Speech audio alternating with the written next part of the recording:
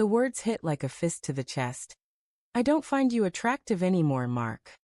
Sarah's voice was soft, almost apologetic, but her eyes, those hazel eyes I'd memorized over a decade, wouldn't meet mine.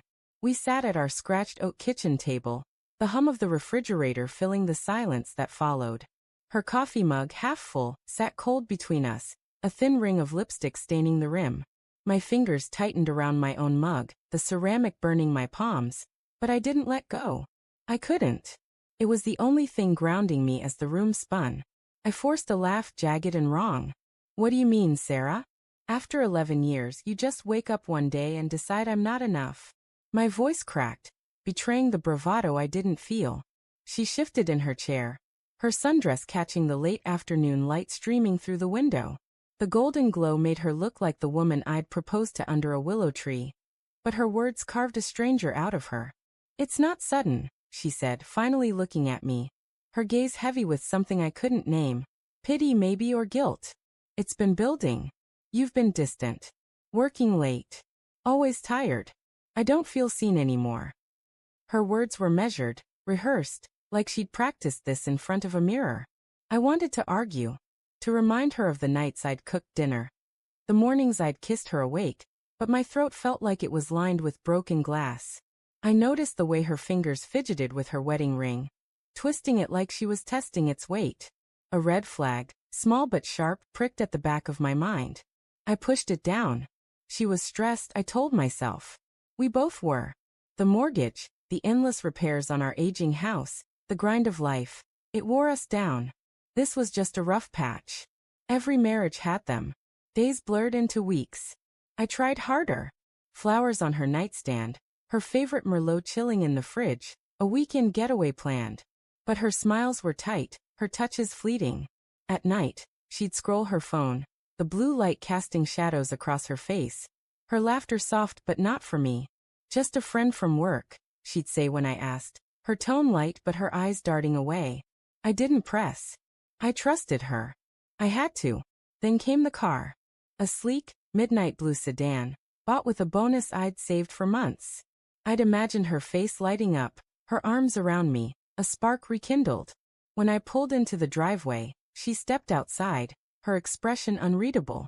Wow, Mark, she said, running a hand along the hood. This is unexpected. Her smile was different, bright, almost hungry. That night, she kissed me for the first time in weeks, her lips warm and urgent. I thought we were back. I thought I'd fixed us. But the red flags grew harder to ignore. She started dressing up for errands, her perfume lingering in the air long after she left. She'd come home late, her excuses flimsy, a flat tire, a last-minute meeting. I found a receipt in her purse for a restaurant I'd never been to. Dated for a night she'd said she was at book club. My stomach churned, but I told myself it was nothing. She wouldn't do that to me. To us. One evening, I came home early, the house quiet except for the faint buzz of her phone on the counter. A text lit up the screen. Meet me at 8. Same place. No name, just a number. My heart pounded. A drumbeat of dread. I shouldn't have looked, but I did. The messages stretched back months. Flirty, intimate, a knife twisting deeper with every word. You make me feel alive again, she'd written. He doesn't see me the way you do. I stood there, the phone trembling in my hand, as the pieces fell into place. The car hadn't changed her heart, it had changed her calculation. A man with a shiny new sedan was a man worth keeping, at least for now. The betrayal wasn't just an affair. It was the lie that she'd ever loved me the way I loved her. When she walked in, her smile faltered at the sight of me holding her phone. Mark, what are you? She started, but I cut her off. Who is he? My voice was low, dangerous, a stranger's voice. Her face crumpled, not with guilt but with something colder, resignation. Does it matter? She whispered. You got what you wanted, didn't you? The car, the house, the perfect life. I laughed, a hollow sound that echoed in the empty space between us. The perfect life? I stepped closer, my voice breaking. I wanted you, Sarah. Just you. She looked away, her silence louder than any confession. In that moment, I saw her clearly, not the woman I'd loved, but the one who'd weighed my worth and found me lacking until a car tipped the scales. The truth wasn't a sharp breath anymore. It was a slow bleed, and I was drowning in it. I turned and walked out, the keys to the sedan heavy in my pocket.